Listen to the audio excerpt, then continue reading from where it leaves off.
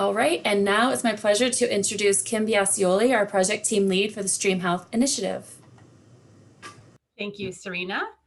Thank you everyone for coming. We're so glad to have you here today for this fifth installment of our Stream Health Initiative Community Learning Series. If you've missed any of the other webinars that we've had up till now, you can find the recordings on our public input site at publicinput.com/streamhealth. And we're going to continue these webinars every Friday from noon to 1 through April 9th. So we hope you'll come back and join us for some of the other topics that we have lined up. And for those out there who might not be familiar with the Stream Health Initiative project, the goal of this project is to develop strategies for improving stream health in the county. And we're doing this really in collaboration with all of you as members of the community and also with the technical expertise of professionals from other organizations. And so we are so pleased to have some of those professionals with us today to talk about the work they've done with homeowner associations in Northern Virginia. And that work has been focused on sustainable landscaping and managing common spaces for improving stream health and providing habitat. So we'll talk about that and then hear about some possible opportunities for HOAs here in Albemarle to consider as well. And so with that, I'd like to introduce Jem Bingle, who is a field representative with the Piedmont Environmental Council in Northern Virginia. And we also have with us today Celia Vuacolo, who is the Habitat and Stewardship Specialist, also from Piedmont Environmental Council. And lastly, I want to introduce Laurel Williamson, who's one of our Albemarle County staff, and she is the Watershed Stewardship Manager. And Laurel's going to share with us at the end some local opportunities after we hear from PEC. So I will turn it over to you, Jem. Thank you, Kim. And I appreciate your inviting me to be here today. And it just seems like my computer has decided it's not going to advance. So sorry about this. It advances when I want to, and it's not advancing now.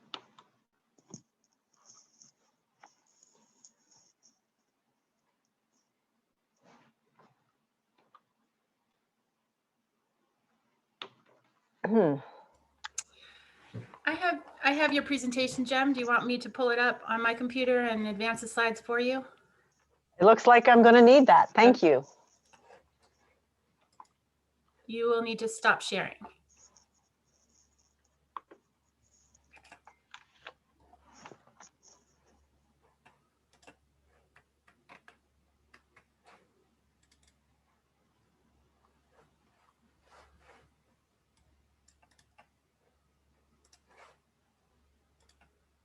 How's that? Can you all see it? Okay. Thank you so much. So first, I'm going to give you a little overview, a little bit about PEC, why we started working with HOAs, grant-funded work that we did to get the word out and efforts off the ground. And then talk a little bit about HOAs, the work that they've been doing on their own, which gives you, hopefully, examples for what you can do, and resources, finally, that you can call on to get you going. So you can move on. Next slide.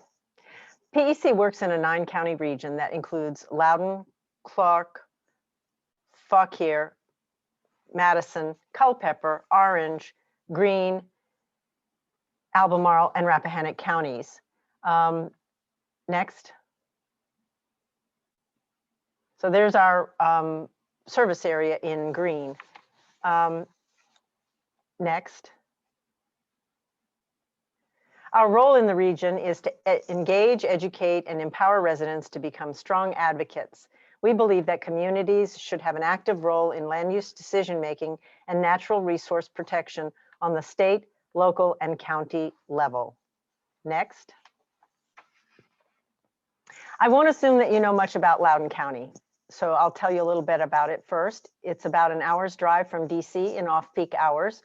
And so it's a little further out and less expensive to find a house.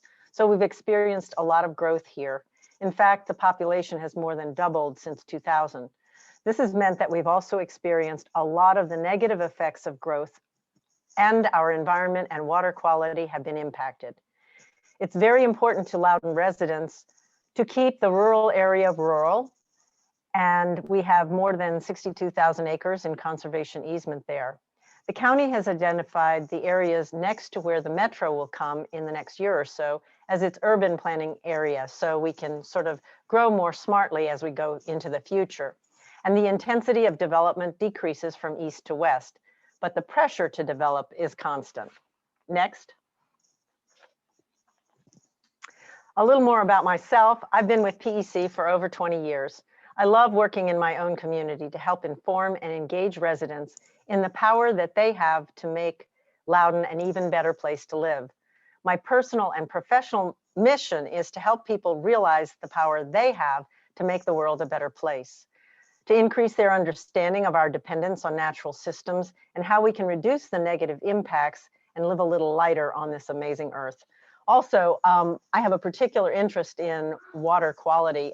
Before I started working for PEC, I was involved in stream monitoring to check the health of the benthic macroinvertebrates that live on the stream bottoms. And that really kind of woke me up to what an amazing resource streams are. I started to focus on HOA communities in about 2012 because it had become obvious during a controversial policy decision about protecting our streams with better buffers that people didn't understand the impact they have on our local streams and why the streams need protection. How everything that happens on the land affects stream health, which in turn affects our most basic need for clean, safe, and affordable drinking water. So we embarked on a journey to help inform and change the dialogue about stream protection and engage people not in rhetoric, but in action. One of the tools that I've found to be helpful is to provide the 30,000-foot view, literally, of the changes we've experienced on the ground on a daily basis. Next. So the aerial archives that the county has provides that perspective in a unique and arresting way. This is Ashburn, which sits pretty much at the center midpoint of our county from east to west. And this image is from the village, of the village of Ashburn and the farmland around it from 1957, when I was a little girl. For many, it's before they were born, but 60 years isn't ancient history either. So next. This is 1995. Unfortunately, I don't have aerials available in between, but Loudoun didn't really start growing until the 1960s and didn't really take off until the late 80s. That's when Ashburn Village started to grow. The new village of Ashburn, that is the planned unit development. And by 1995, you can see that it had filled in a whole lot, Ashburn becoming a bedroom community, despite the farmland around it. Next. By 2013, most of the farmland, as you can see, was gone, except for a few remnants here and there in remaining undeveloped lots. Next. Development changes the natural relationships between rain and environment. It disrupts the natural hydrologic cycle, creating lots more stormwater due to the removal of tree cover and natural vegetation. Next. So this slide offers a little closer look at those relationships before development. Trees intercepting rain, allowing for absorption of runoff. Instead of runoff, healthy soil with a strong relationship to the vegetation above ground due to the microbial interactions. Next. And construction tears all those relationships apart, allowing rain to hit the ground, creating runoff and erosion, less absorption, and soil compaction. So the soil becomes unhealthy as the natural system is disrupted. Next. So let's look a little more closely at those dynamics. Development takes down the king of stormwater management, forest and trees, and gives us lots of grass and impervious cover. Rain gardens absorb more than grass. Grass gets pretty impervious actually because of what happens during the construction process. As the equipment runs over the ground and they try to make the ground stable for the buildings. So what we have is a conversion, and in some places, total impervious cover, which equals 100% runoff with no groundwater recharge, lower stream flows in dry periods, and more flooding opportunities or potential. Next. So I wanted to share this because understanding what's going on above ground and below ground helps you to get the whole picture. Luckily, I was walking in my neighborhood when they pulled out a retaining wall, and I got to see a side view of what's going on underground. So I ran back and got my camera. On the left, you'll see that you can barely make out the tree roots, the grass roots there. On the right, you see the roots that came from 4-foot high yews that were yew shrubs that were also along that same border. And next. Now, this is a dead tree, but the side view of all those deep roots that it has, and then add into that image in your mind, all of the fine hair roots that completely cover the ground underground and near the surface under the canopy of the trees. You can see why they are such good stormwater managers, both above and below ground. Next. So what happens is that with development, we get a lot of turf grass in suburban watersheds. In fact, that's 66% relative to homeowners' properties. And then when you add all the common space with HOAs, you've really got a lot of turf. Next. The outcome of all that turf grass and impervious cover is lots of runoff. And here's another sequence that I found that really illustrates that point from the ground and from aerials. So this is back in 2011, we had a huge storm in our region. And in the county, there's a creek that runs under the road, but that day it was running over the road as well. Next. Looking at the aerial shot just before the event, in the beginning, earlier part, say the August 23rd of the bay, you can see that it looks pretty clear. Next. Then there was some rain that was happening before the big rainfall, and you see that there is some sediment visible in the bay area. Next. But once those rains hit the ground and started to run off, the soil going with it, you can really see the effect in the bay. And unfortunately, that effect is pretty impactful. Next. Add to that the fact that grass is a non-native plant. It takes a lot of inputs from fertilizers to pesticides and herbicides and regular watering to keep it healthy.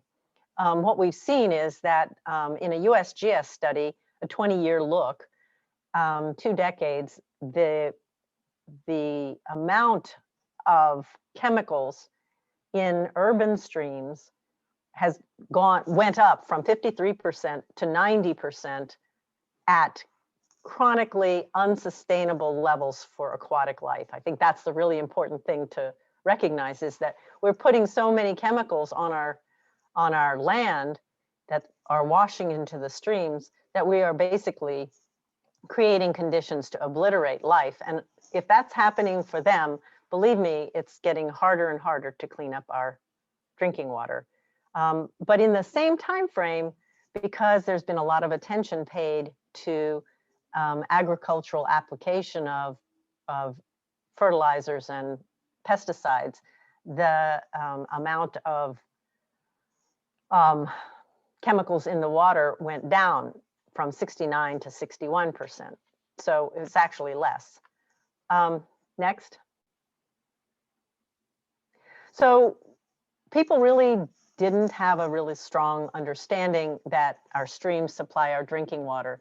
Those stars that you see on this map are the 2 reservoirs and then the intake on the Potomac River, all of which support us in drinking water And as you can see in the Potomac there, all of our streams all drain to the Potomac just above that drinking water supply intake. Next. It also causes the problems in the Chesapeake Bay. All that runoff impacts in ways that have greater problems, create greater problems because of all the other conditions that are naturally there. It's a shallow body of water, and so high summer temperatures created not only in the bay, but in the water coming to the bay loaded with sediment and nutrients makes it really hard for the environment, as well as the economic impact is great because of all the folks who depend on fishing in the bay. Next. So our obsession with perfect lawns is a major part of the problem. Lawns are tended to as intently as food crops and have grown in acreage. Next. Yep, it's the biggest crop in the Chesapeake Bay watershed at 9% of the watershed. Next. So I was having a hard time imagining what 9% looked like. So with a little calculating, I came up with an area equal to these 16 counties in Virginia. It's really sort of mind-boggling that we have so much turf grass, but we can do something about it. So we planned our initial outreach effort. Next. We wanted to show people that they can make more economical, beautiful, and better choices. Next. In 2012 and 2013, we held 6 homeowner workshops for HOA residents. It was directed at the residents themselves with the idea that we would be starting where they are. The focus would be on gardeners interested in all the things that gardeners are interested in, anything unique and new like native plants, which was really, that trend was just starting to take off back then. And everybody wants to save time and money and energy. And so this, we were hoping, would have more of an appeal than actually talking about water, because the reality is we have a lot of faith in our systems that we will get clean water when we turn on the tap. So it doesn't seem necessarily like a top of mind interest or concern for most people. Next. In 2014, as a result of these workshops, one of the HOAs where we did a presentation, an HOA board member attended, and he said, you really need to do this for HOA boards as well. And maybe you can even do a demonstration garden or something like that to help people even get a better idea of what you're talking about. So we shifted. Next. Actually, it was a really good shift and good timing. Over 60% of Loudoun residents live in HOA governed communities, and that encompasses more than 33,000 acres of land in Loudoun County, and we have more than 230 HOAs total. That's today. The acreage has gone up. That the 60% and the 33,000 acres are figures from 2015, and we've grown a lot since then. Next. So we partnered with Loudoun County and HOAs on 7 projects funded by the National Fish and Wildlife Foundation. Next. One of the first things we did was create artificial wetlands with native plants. So these are floating islands. This is as we were planting the plants, and we were working with the county on this particular part of the project. Next. And unfortunately, I don't have a picture that I could find quickly of the islands in bloom, but this gives you a sense of how they filled out. And all those roots from those plants dangle into the water and pick up the nutrients. And the problem in this HOA is this pond is nicely situated for geese to feel quite at home. And there's a winter flock of 40 geese that was living there, raising their babies in the springtime. And it was just a nuisance that couldn't be managed without sort of making it impossible for the geese to get into the pond. Next. Here's another view of it. You can see a couple of the islands in the water. And then we planted trees, native trees around the perimeter, and native plantings, perennial plantings at the border of the water, so that there would be an attractive no-mow area around the pond. Next.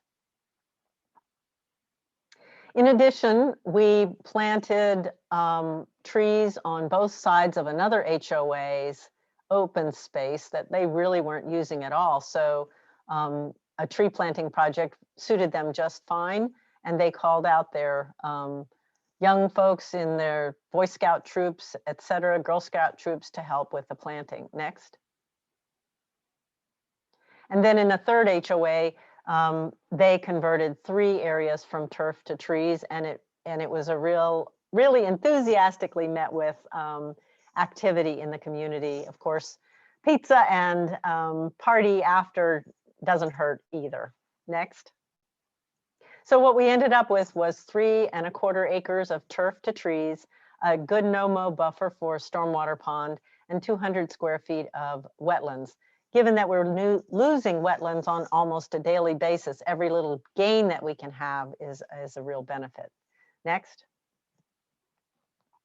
We also created more awareness of proper lawn care by giving away free soil sampling for 50 residents in 3 HOAs, and then provided soil sampling for the common areas of those HOAs, so that what happens is that the landscape companies are supposed to be recording and monitoring their soil levels as they do the yearly fertilization, but the HOAs actually themselves don't have any idea what the status is of their property. So this was heightened awareness. Next.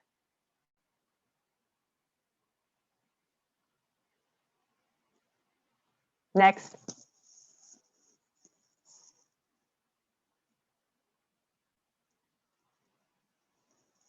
There we go. Oops, can you go back?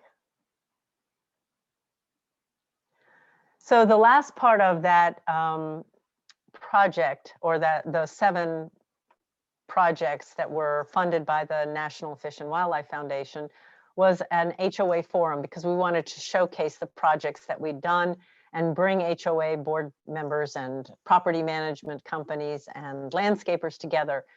It was really successful. We had over 150 folks from 32 HOAs to attend, and they had a lot of conversation. We invited lots of partner organizations that work in the county, including the county itself. You can see them standing there in the back corner, to talk about what kind of help HOAs could get from all of the different organizations working in Loudoun.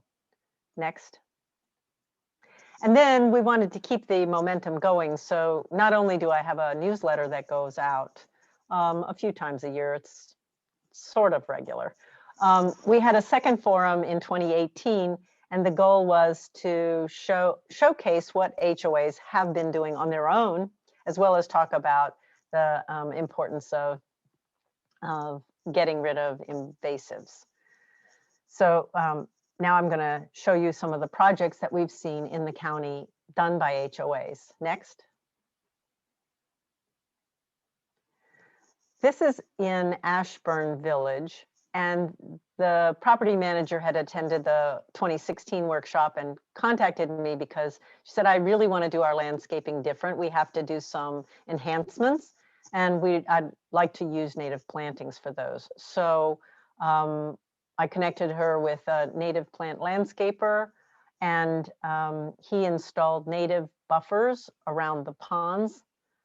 Next. And also native shrub and perennial beds in various areas in the drainage area of the ponds. So again, moving some of that turf to native vegetation. Next.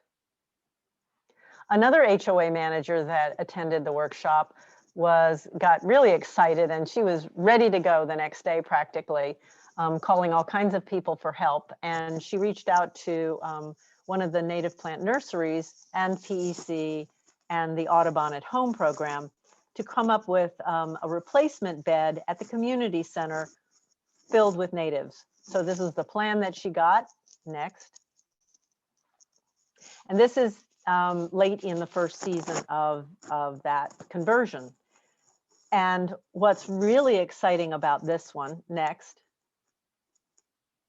is that she saw immediate results. The community was thrilled by this because the monarchs came, the caterpillars developed, and you see one of the couple of chrysalises that she was able to find, and a new generation of monarchs was born, plus a new and excited community, or a new excitement in a community that was now ready to go try this themselves in their own backyards. Next. Another example is a native plant demo garden that was created. This HOA had an empty lot, and they had a bench and a path, and it was pretty barren, frankly. Now, you can't really tell from this aerial what it looks like on the ground, but you can see from the air that it took up, the beds took up quite a bit more of that empty grass lot. Next. From the ground, though, you can see that it really made the whole area much more attractive and appealing. And then it also has interpretive signage to explain what's planted there. Next. In another HOA, also one that attended our workshop, actually all of these have so far. So getting the word out and talking amongst each other is really important. They created a bioswale and a meadow in their floodplain, mostly floodplain park area that's at the confluence of the Potomac River and one of our major streams. And they also have the interpretive signage. Next. And then finally, one of the HOAs that presented at the 2018 event had decided to do a master plan to meet their landscape goals. It's a major, major community. They have like 10,000 residents or units, I guess, actually. So they wanted to take a real comprehensive approach. They have a huge budget for landscaping, as you can imagine. Some of the budgets for the large HOAs for landscaping runs into the up to $250,000 on a yearly basis. Next. So this is just an example of their outline to show where they were focusing on in the roadways, pedestrian areas, and the edge. And I just want to point out, these slides are on our website, but I want to point to the company, Land Planning and Design Associates, because they have an office in Albemarle as well. And I know that they scale these plans, if HOAs are interested, to suit the size and the budget of an HOA. Next. Then we had last year a partnered symposium focused for HOAs and how to actually think about planning and managing their common open space. And I will say that there's some really good information I'll tell you in a minute when we get there. But anyway, that was online, all online, and we offered it 2 times. So we had a pretty good turnout for that as well, even though we had to switch from our original in-person plan, as so many others did last year. Next. So I do want to mention another way that HOAs can help water quality. While you don't have as much as many winter storms as we do up here, people can get a little bit careless with putting salt down for when storms do come. And there's a program by the Isaac Walton League called Saltwatch, where you can sample streams after storms, before storms, to watch the salt levels in the water and focus on different methods, more care when you do put down the salt in the wintertime, because unfortunately, once the salt is in the water, it's very hard to get it out. As you must know, desalination plants are extremely expensive, and that's why we haven't used our oceans more to provide water, drinking water, or for communities. So next.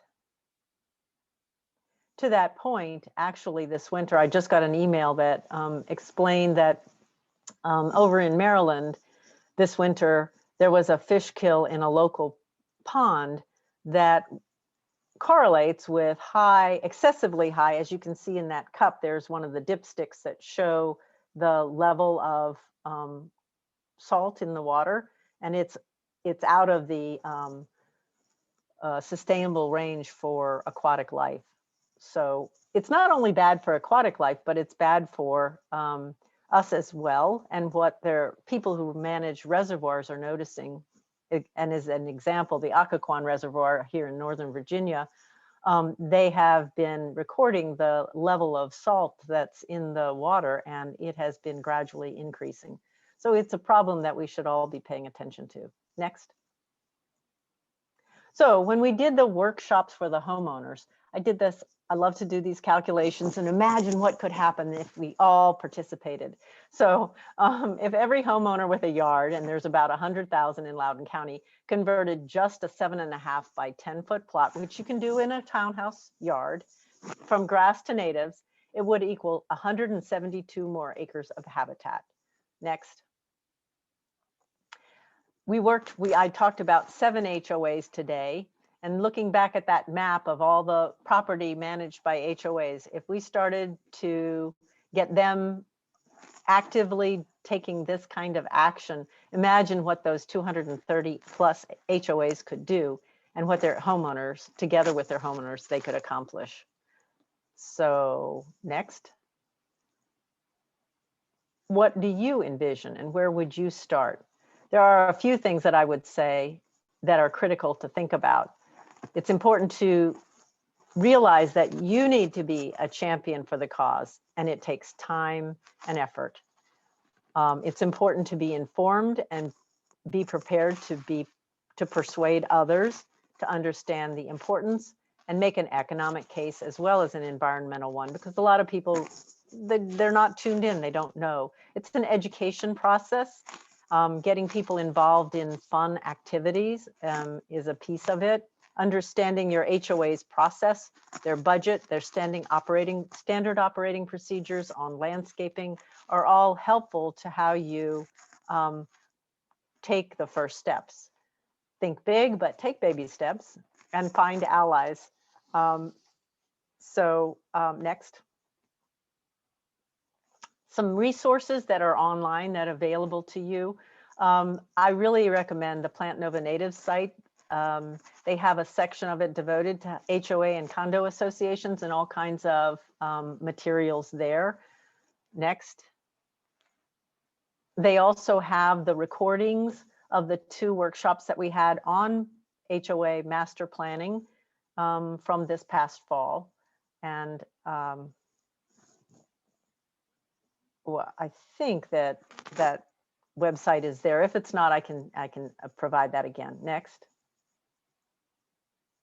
Another resource is the Morton Arboretum, which has a manual relative to retrofitting large landscapes for sustainability. They have a lot of great chapters and lots of information. It's a text-heavy document, but there's lots of really good information for managing large landscapes. Next.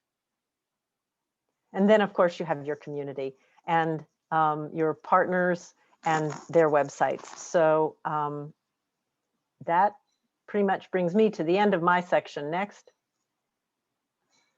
I think we're going to turn it over to Laurel to talk more about funding sources and your local resources.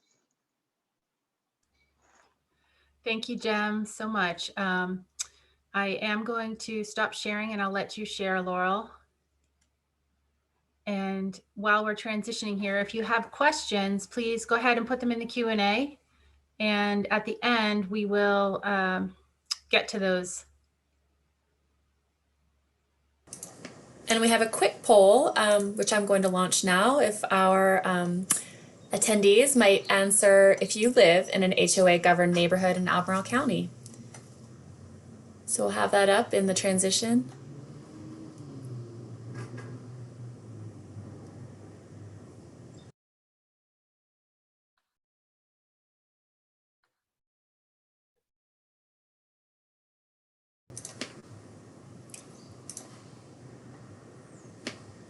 All right, thanks for that. And with that, we'll introduce Laurel here. All right, can everybody hear me?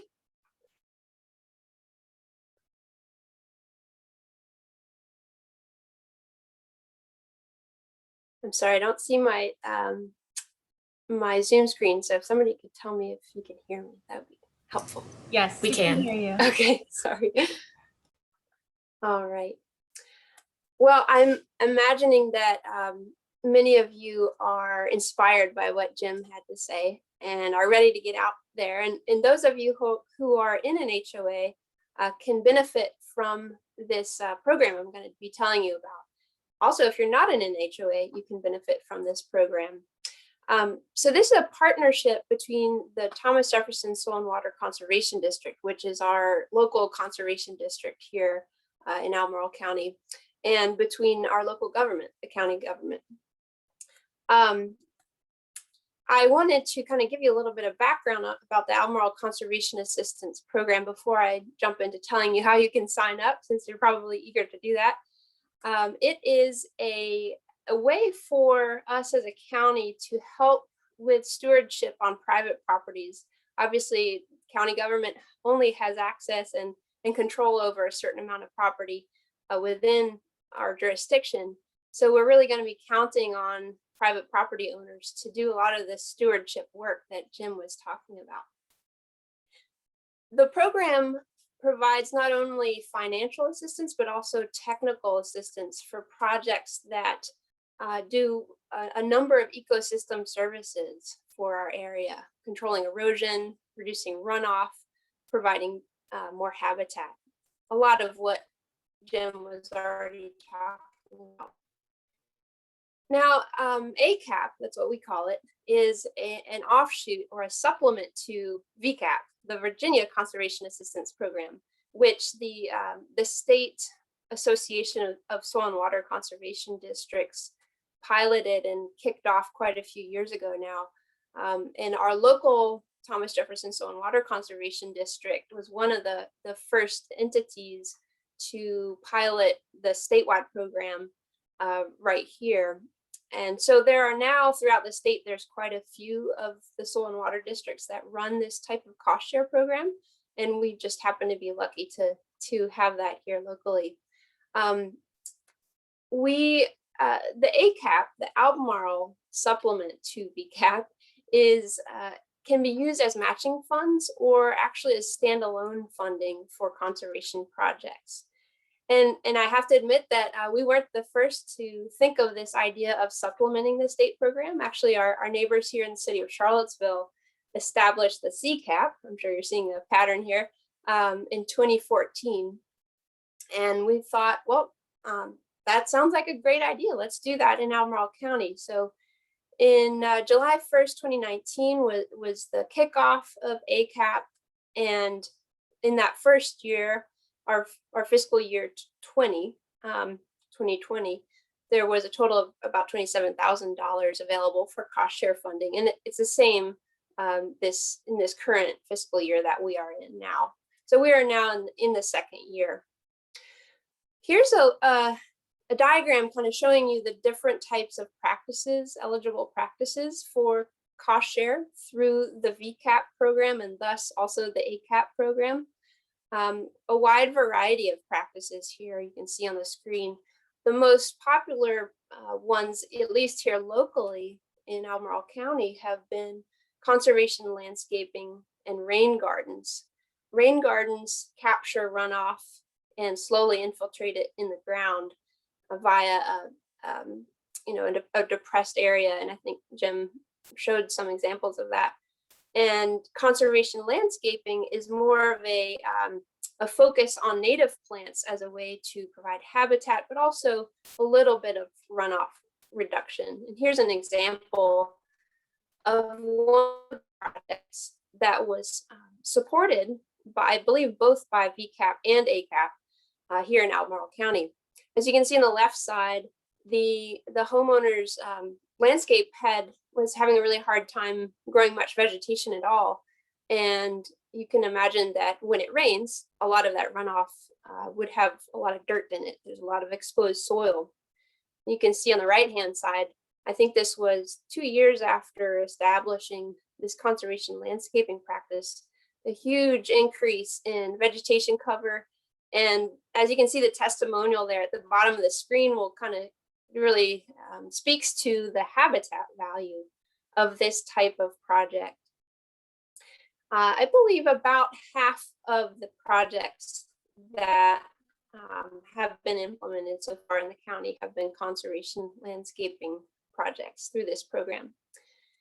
If you are considering this cost share and technical assistance avenue, do know that there are some criteria in terms of eligibility, and these are all defined by the VCAP, the state program. We just, with ACAP, we mirror what the state program has in its manual. So you can see the VCAP manual for all the program requirements. But here, your home has to be at least 3 years old. It can't be a brand new home. And you have to be able to submit a design plan. The Soil and Water District doesn't submit it for you. So you can either do a simple plan on your own or have a contractor provide one for you. And this is a reimbursement type of cost share program. So you do have to think about that, that you would have to be able to cover upfront costs and agree to maintain the practice for 10 years. Here is a recap of ACAP in its first year. There were 10 projects that were funded using ACAP funding and sometimes also VCAP funding. There were 39 visits, though, by the Soil and Water Conservation District staff, where folks were interested, called up the Soil and Water District and asked them to come out to the site to see if it would be a good fit. And what you can see here with the dollar amounts listed here is that landowners are putting in quite a bit of the total cost of these projects. So just over, or just about half of the costs are being covered by the landowner, or I should say 50% more of the cost is being covered by the landowner. There's been plenty of demand. So the first thing you would want to do if you are interested is to give a call to the Soil and Water District. First, to just ask about the eligibility, discuss your property a little bit and what you're thinking about doing there, so that there's sort of a first screening element, and the district staff aren't coming out to a site if for whatever reason you wouldn't end up being eligible for the funding. So phone call is the first way to look into the program. I've got the phone number for Chris Geyerson there. He is the conservation technician who does most of the site visits. And then if it does sound like it might be a good fit, he or someone else at the district will come out, evaluate your site, look at where water is moving across the site to see if there's some ways to control runoff and reduce runoff especially, and also talk through some of the vegetation elements of the practice that you might be considering. And you might have noticed that not all of the practices that were listed a few slides back are vegetated practices. For example, permeable pavement is one of the practices that can be funded through this program. And that is a way to reduce runoff, get rain to go into the soil, but obviously not a planted type of practice. The applications are taken on a rolling basis, and so site visits are also done on a rolling basis. They're ongoing, so you can get in touch anytime with the district. But the next round of funding isn't actually available until July 1st of this year, because both the state and the ACAP program have run out for this current fiscal year. And those projects that will still be submitted for an application are now on a waiting list. So we do have a little bit of a backlog to work through, but it's good to go ahead and start looking into it and have the site visits before July 1st so that you can get in the queue. And then after the site visit, again, you would work on a design and construction details. And this often can be a very simple type of application. But because it is competitive, there is a scoring system that will evaluate your project based on how much of the resource concerns are addressed by a proposed project, how cost effective it is, etc. And then that scoring will determine whether or not you will be able to get VCAP funding. And finally, if there is time, I just wanted to mention this program by the Department of Forestry that supports a variety of tree planting projects on private property and any kind of property, really. Projects ranging from $1,000 to $14,000. And so you might look into contacting these folks at the Department of Forestry if you're looking for any funding for that type of activity. I think the applications for this program are usually due in the winter time. So that is all I have. I know that we need some time for questions, so I'm going to wrap it up and turn it back over to Kim.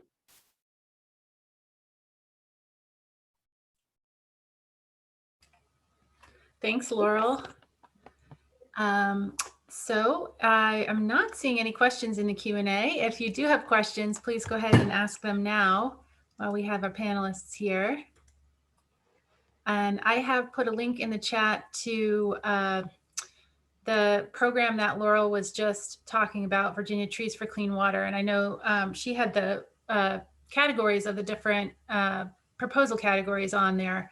But I know that they do have opportunities for homeowner associations and neighborhoods as well, and some turf conversion categories as well. So let's see. We don't have any questions. We've got these experts here. I forgot to mention that I can also put the link for more information to the VCAP program in the chat. So I'll do that right now. Thank you, Laurel. All right. Well, not seeing any questions coming in.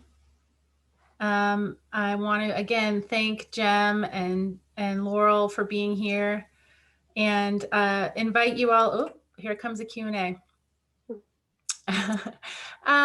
Okay, so this is a question for Jem. It says, how did you originally reach out to HOAs?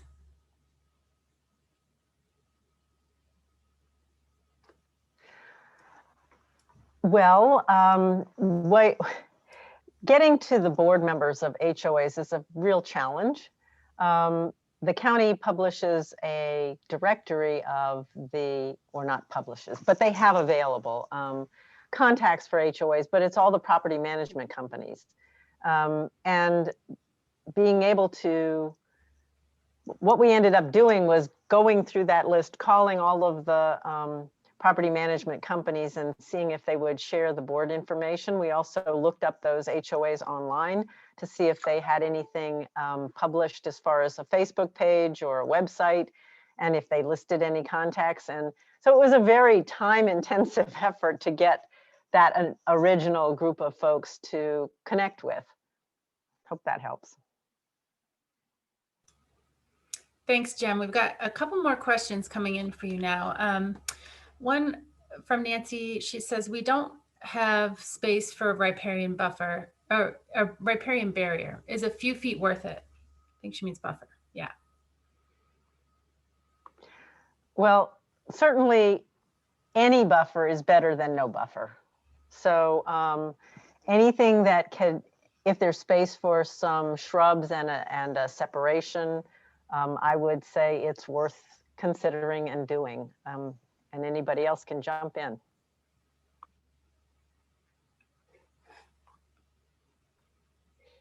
I'll just add that some buffers can really, if you have very little space, can just be tall vegetation. It doesn't necessarily have to be trees. Even taller grasses, wildflowers can, the roots, kind of like Jem showed, can be so much longer than mowed turf grass, and really will do a lot more for holding that soil together than just mowing it. Thanks, Laurel. Okay, another one for Jem. Did the HOAs in Loudoun have any existing stormwater management facilities or low impact development facilities in place that they already had to maintain? They have stormwater ponds, dry and wet, but no other LID practices, low impact development practices that we were aware of or that they talked about. So no, they didn't have those. Okay, from Nancy again, she says, we have a pond that is pretty silted up. Should we dredge or should we be doing something else? So I am not going to profess to be a stormwater pond manager. I think that would be a question that's better aimed toward the stormwater staff at the county. Public Works, sorry. Laurel, do you want to take that one or move on?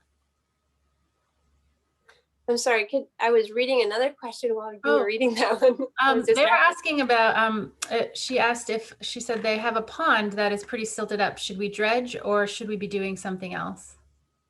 Depends how much money you have. and other things. It also depends what your goals are.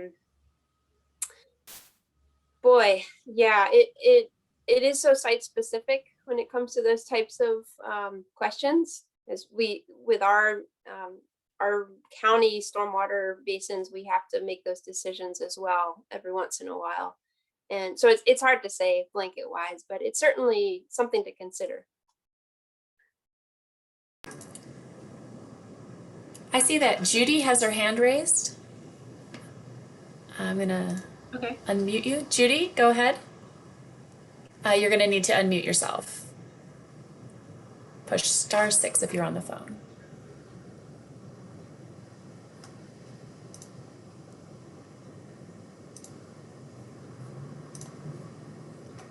All right, we might move on. I'll leave her unmuted, but let's move on to the next question. Okay, we'll come back to Judy. We're getting more questions now, so that now they're rolling in. One from Carol, does the county think they will expand the financial resources since demand for ACAP is outstripping supply? That's a great question and something that I've been wondering as well. We've only finished our first year. We're in the second year now. And so we're starting to get some more information about supply versus demand. So that will likely be something we ask ourselves to see if there is a way to increase the amount available for cost share. Thanks, Laurel. Another question for Jem. Do you work with HOAs to make sure their detention basins remain functional? Are there funds available for HOAs to maintain them?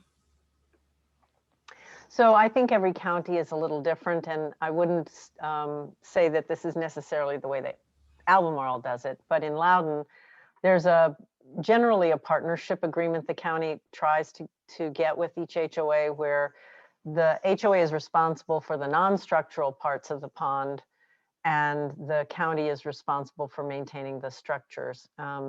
They will, to the earlier question about dredging and whatever, they'll certainly come out and work with an HOA, but I'm sure that you have your own methods and procedures for working with HOAs and stormwater facilities there. And I should add that in the division that I work in the Environmental Services Division in Albemarle County, we have 2 inspectors who inspect all the privately owned stormwater facilities that are out there in the county. And they really do a good job of working with each of the property owners. Often that is HOA property owner, and suggesting specific solutions for their stormwater basins. So Rep Glatley and David Lockledge in my division are the best to provide some site specific help if you do need some help.